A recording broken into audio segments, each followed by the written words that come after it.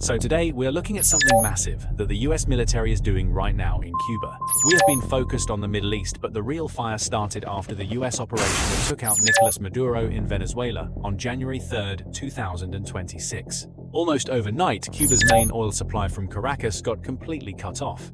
That sweet crude is gone, and right now the island's energy grid is in a total death spiral. We are talking about blackouts stretching 20+ hours a day. Buses have been stopped. Hospitals are scrambling. It is a full-blown humanitarian crisis, but at the heart of it is a regime that has been propping up a soft war against the United States. President Trump and the US military have turned up the heat, and they have turned it up extremely hard.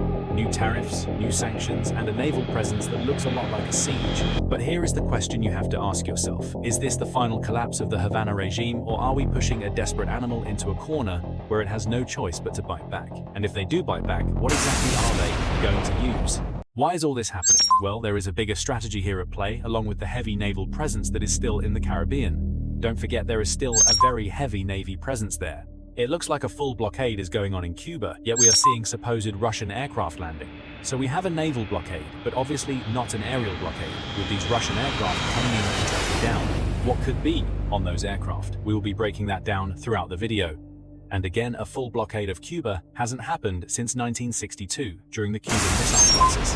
When Russia brought in intercontinental ballistic missiles to the doorstep of the United States, President John F. Kennedy executed a full naval blockade which was successful, but history shows us it wasn't followed up correctly. Remember the Bay of Pigs when the US armed Cuban rebels and integrated US special forces, but then didn't provide any air support when the actual attack went down? And that is just insane to me to think about putting special operators in a position where they don't have any air support.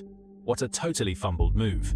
But right now, the actual blockade is essentially in force. And it looks like at the time of this video being made, that Cuba has maybe 15 to 20 days of fuel left in their reserves as they scramble to try to keep the regime propped up. This is pushing the regime to their absolute edge. We got to talk about who is actually at the heart of this mess, and it hasn't gotten much press, but the Cuban regime under Miguel Diaz-Canel is deeply entangled in what analysts are calling a soft war against the United States. They have been using drugs, specifically fentanyl, and shipping hundreds of tons, if not thousands of tons, as we found out with Maduro, directly to the United States. But speaking of Maduro, I wonder what his connection to Cuba actually was. Why were 32 Cuban guards killed in Operation Absolute Resolve, where US Delta Force went in and scooped up Maduro in his undies and found the ledgers? They found the hard drives that showed 2,500 tons of fentanyl-laced cocaine flowing to the US. I mean, what a wild situation. And having it basically all being orchestrated and propped up by Cuba, huh? This little island that claims, hey, we're not doing anything, we're just hanging out in the Caribbean tanning our cheeks. Meanwhile, they are essentially the brain trust behind the Maduro software. For years, they traded security intelligence, doctors, and other support to Maduro in exchange for heavily subsidized oil. Basically oil at a very discounted price. But now that Lifeline is gone, at least mostly, Havana's propaganda machine is screaming that the US moves are genocidal and fascist, but behind closed doors, it looks like they are in full panic mode. Their state media is already telling people to prepare for war. 32 Cuban officers died defending Maduro during the Delta Force raid that took him down, and this shows just how invested Cuba was in that regime. They wanted to prop him up to keep that flow of oil flowing in, but now they are being squeezed tighter than a fighter pilot's legs in a 9G turn, and there is nowhere left to go. Asymmetric threats are really the real concern here. We aren't talking about a blue water navy coming out to fight. We are talking about fast attack boats, small submarines, and maybe even low-end drone swarms supplied by Russia. I mean, is that what Russia is bringing in now to try to help prop up and support that Cuban regime? And again, when we go back and think about the strategy, what we learned from Carvajal, basically the former spy chief for Venezuela, is that there were dozens of meetings between Maduro, Cuba, Russia. Basically the axis of allies in there, creating the soft war against the United States. So Russia bringing in drones, that is really not that big of a stretch. Think Iranian-style Shahed knockoff drones, cheap slow drones. Maybe they fly around 120 or so miles per hour. They can be launched from the shore, and they can hug the waves.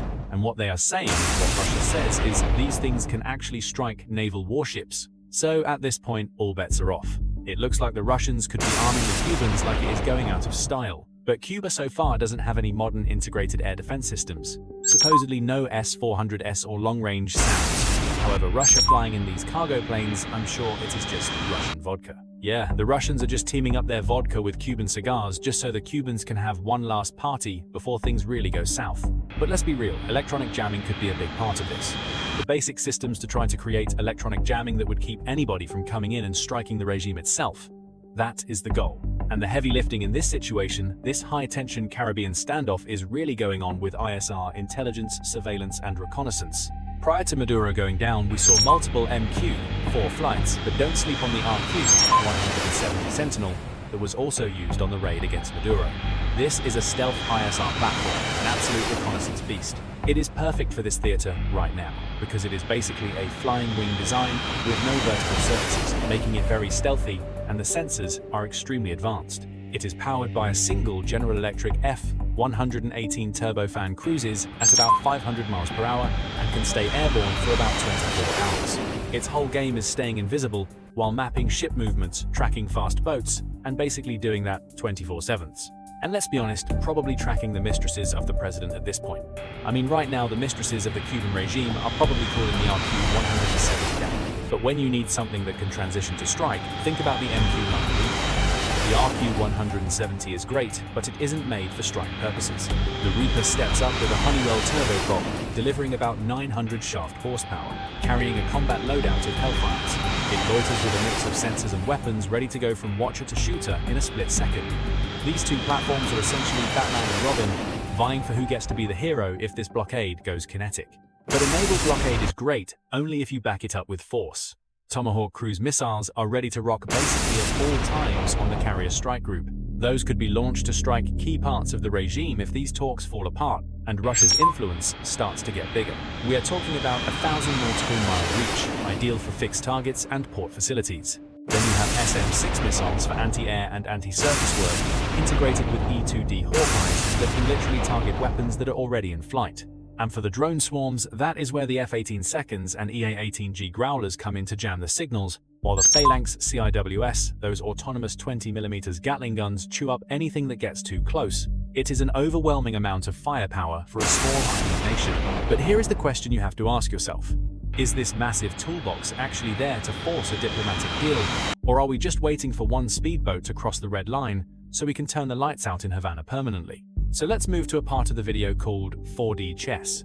Russia and China are already screaming that the blockade is illegal, and they could threaten to escalate this to support Havana at any point.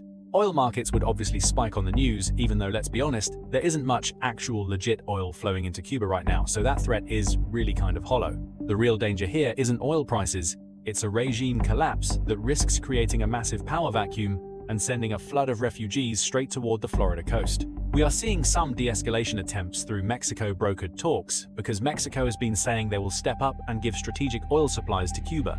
That has caused a massive rift between Mexico and the Trump administration, with the US doubling down and saying that new tariffs will be slapped on any nation giving oil to Cuba. Why is that happening? Well, the Trump administration has basically highlighted to the world that Cuba was the engine behind that soft war with the United States. But behind closed doors, the US is obviously negotiating, basically telling Diaz-Canel to make a deal before it is too late. It is a high-stakes game of chicken.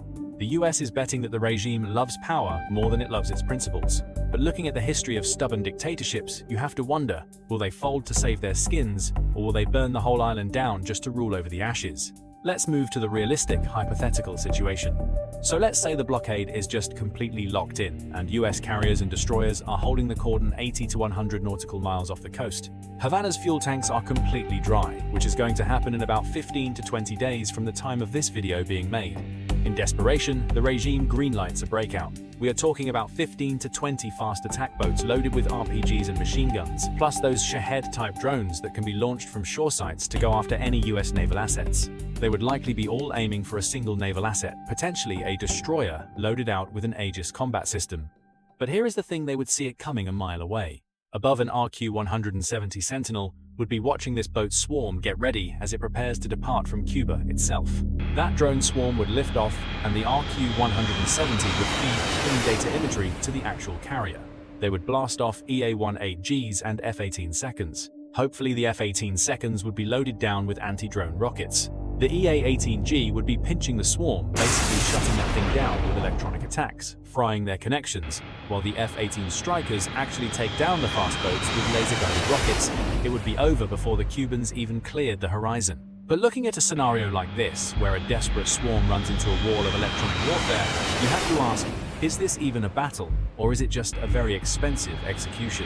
What do you think happens with Cuba? Do you think it goes to a kinetic conflict, or do you think the regime just crumbles from within? Let me know what you think in the comments below. Follow me on X, follow me on Instagram. I'm posting there pretty much every day. And then pop to the link in the description for Patreon. I'm doing a live stream at least once a week. If you want to see me live, go ahead and join on Patreon. Would love to have you there. And then watch one of these videos that pops up right here. That's basically the best compliment you can give me. This is Ryan, also known as Max Afterburner, signing off.